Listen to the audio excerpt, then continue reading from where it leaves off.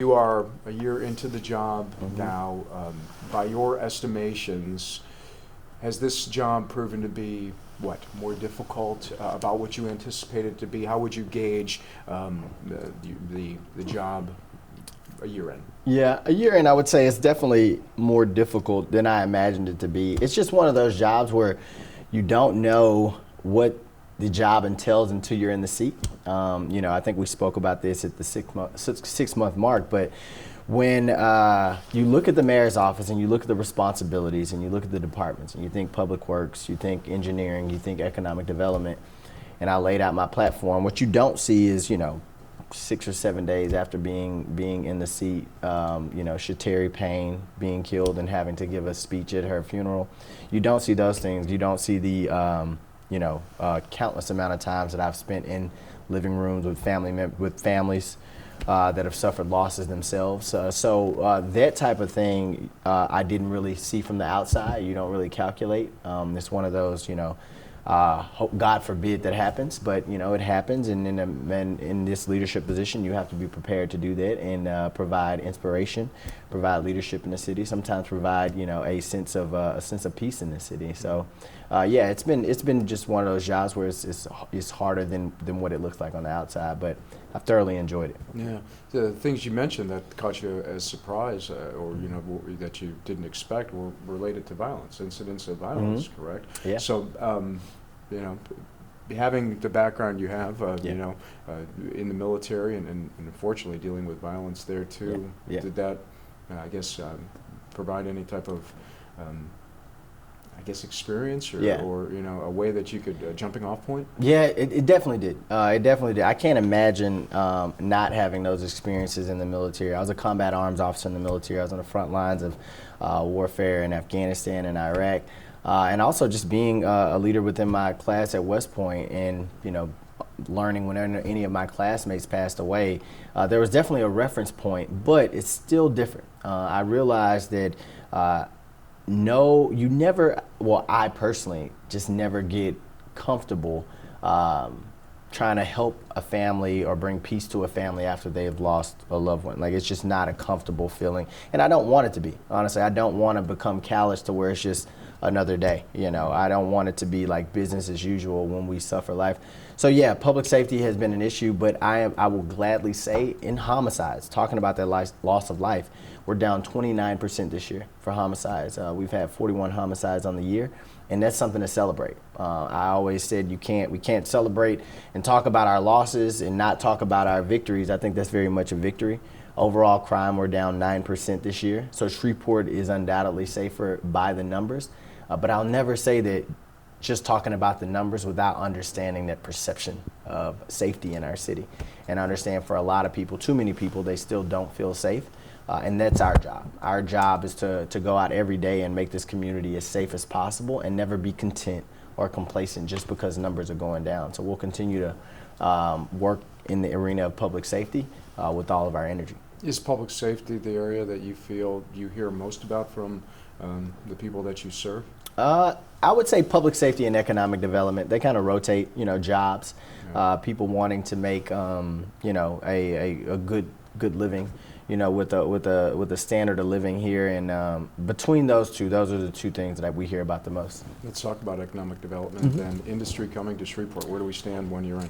Yeah, so 1 year in, this year we celebrated a couple different milestones with economic development. We broke ground at CMIT. That's going to allow Shreveport to compete in a $7 billion industry. We did a $60 million expansion at the medical school, which will allow for more doctors to come through our medical school. And we also celebrated the Super ATV, which direct and indirect jobs, about 116 jobs. But one of those things that you realize once you come into office is with economic development, it takes years to work some of these deals, and it takes a really long time. And what we've done this year, we very much focus on our internal economy, what we have here, and trying to help the small caps and mid caps expand. Frymaster Zone and expansion, but what we did, myself and Brandon Feld, the economic development director, we have relentlessly marketed Shreveport to local investors and to outside investors as well. And we're looking forward to year number 2 when we're looking to capitalize on a lot of those relationships that we've been building over the first year. Do you have any heavy hitters on deck? We do, but as you might know, there's a lot of Sure. non-disclosure agreements that we have to sign when we're in negotiations and when we're talking to these companies. And yeah, we don't want to let the news slip before making the announcement and something goes awry. So Sure. but we're looking forward to a lot of wins in year number 2. Yeah, and economic opportunity and crime are tied hand in hand, because if people don't feel there's opportunity, they're going to go somewhere else, and the people that are left behind are the ones who don't tend to care and are the ones who are committing the crime. So what comes first, making Shreveport safe, or getting economic opportunity here? Big corporations that can employ mass amounts of people. Yeah, I tell people in this job I got to be ambidextrous. We got to be able to do multiple things at once, and they go hand in hand because of their close relationship. So what we're doing is we're dedicating a bunch of energy to making sure we create those opportunities. We're trying to get our companies locally to be stronger, to expand. We're also trying to attract those new companies so that so people understand, hey, there are opportunities in Shreveport. As a matter of fact, the big thing that we had to do this year when looking at skills gap training is understanding that in our economy, healthcare alone, there's actually hundreds of jobs available. In the aeronautical space, there's hundreds of jobs, and that's actually going to get a lot bigger in the near future. But our pipeline, our education system doesn't always perfectly tie to it. So that's another challenge for us. So just making sure that people are aware of the opportunities that are there. So a perception problem is there that we're kind of beating back against. But also, I mean, with crime, not only and it starts with our police officers. Very glad to be working alongside of our police officers this year. I mean, honorable public servants. But with our police officers, they're out every day and really pursuing their community-oriented policing, which I came into office on, getting to know people. We're getting more tips. They're being more effective in our neighborhoods. So that's also helping the safety piece, and people are understanding that, hey, it doesn't, a life of crime does not pay off, in our city. We'd like to also tout that this year we have a 70% closeout rate with homicides. That's 9% higher than the national average. So we got to do both. We got to put our energy into making sure the community feels safe, and we have to also be making sure that people have opportunities to succeed and raise a family and take care of themselves. That's right. Yeah. What do you consider your biggest success thus far? So my biggest success is actually a recent success. We passed the first true balanced budget in the last 9 years in Shreveport, almost a decade, where we didn't dip into the reserves to actually pass a balanced budget. Not sure if you know, but the audit report that came out in August revealed that we actually started this year with a negative $1.2 million deficit.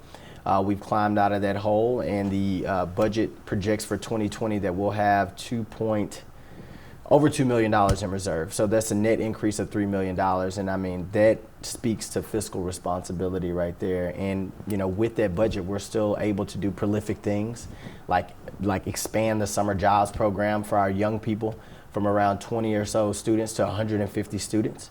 And it also just speaks to how responsible we are with the public's dollars as well. So that is my proudest achievement thus far. Mm-hmm. Flip side of that, if you could do it over again, what would you change? If I can do it over again, the thing that I would change would be the manner in which we handled the insurance thing at the beginning of this year. I would go back and make sure we were a lot more patient with it. I would make sure that I was a lot more specific in the guidance that I was given. And we would make sure that we opened it up for everybody to compete. But at the end of the day, we made the decision to be inclusive. Economic development here in the city, we have to have equitable economic growth. Everybody has to have an opportunity.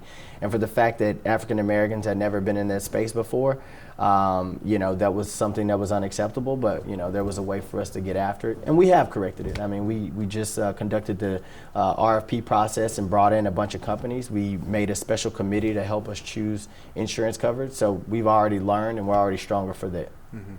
I know you can't speak to a lot of it because of the litigation that's going on right now with the water department too, but that's an issue, and it's going to cost taxpayers dollars. Mm-hmm. That one seemingly will be put to bed, barring something different here in the near future. Yeah. How happy are you going to be that issue will be behind you and the city as a whole? Extremely happy. I mean, you're right. We're trying to put these lawsuits to bed. as quickly as possible. It's not right for this. It's not good on the citizens. It's not good on the administration. It takes up a bunch of bandwidth, and these things have been going for years and years and years. You know, going back to the Glover administration. So yeah, we really need to put this to bed. We need to get over this, and you know, and I'm looking forward to when we can do that and focus on other things. Mm-hmm. Street projects, you know, bond issue pays for that. Where do we stand with street projects? Are you pleased with the progress in that capacity? Yeah, street projects. Well, you know, the bond not passing definitely. Previous bond though. Oh yeah. Well, yeah, previous bond street projects. Yeah, but we still have a lot of capacity that if we have funds for, we could actually be doing more with our streets. Right. So I'm not 100% satisfied with where we are with repairing our roads and our streets, and the citizens let me know about that often, that we need to be doing more. Yeah, we can do better with streets, and there's going to be ways in the future in which we can really address the streets in the manner that they need to be addressed. Because right now our investment just doesn't maintain our streets to the level we deserve. All right, sure. The bond proposal, you touched base on that there. Personally, was it disappointing for you knowing what you invested into it? Yeah, there were some disappointments, but there was also some, you know, a silver lining to it as well. We went out, we educated the community on what was going on, and we are confident, and we get a lot of feedback that in the future that it'll be successful. People still want it. You know, they needed more time, or they wanted to be more educated, and it's a democratic process. So you got to respect it. Sometimes it cuts with you, sometimes it cuts against, but we know that people want a safer community, something that those police substations would have done. We know that people want better infrastructure. They don't want, you know, to tear up their tires and their cars on the road. So there's a lot of things in that you know, we're going to continue to fight for, and you know, we're confident that the people of Shreveport will join us with it. Is it your plan to reintroduce the bond proposal in the upcoming election then? Well, there's some constitutional things that limits us on the time frame we can do it. So we're going to do it in the future. It'll be you know, later 2020, early 2021. Yeah. This is an opinion thing. Why do you think it was shut down? I think there's a general distrust with government, you know, period. I think that's one of the reasons, but I also think there's some negative attitudes in the community. Our community has been through a lot, and there's some negative attitudes in the community that I think can be a bit contagious. And I think sometimes if we allow those negative attitudes to really spread throughout, it can hinder our progress. So I think that's what it is. So again, after a couple wins, after showing the community things like that budget, where again we can be more responsible with public dollars, I'm very confident that the community will have, if not trust in you know, other forms of government, at least have trust in the city of Shreveport that we're going to do the right things with their tax dollars. Yeah. You say after showing a couple wins, is it going to take a big win to change that negative attitude? Is it going to take a big win to get a big industry coming to this town for the naysayer out there to say, if, you know, Shreveport is now turning the corner? Yeah, I don't think so. I think this is something that you got to chip at and chip at and chip at. And I say that because if you look back historically, we didn't have one big loss that put us in the position that we've had. We've had losses over the years that have really just weighed on the psyche of a lot of our citizens. So it's gonna take, you know, win after win after win to really build that confidence back up. But we're confident in ourselves. We think that we're going to be able to deliver that. You know, this job, I talked about some of the negative surprises of the job.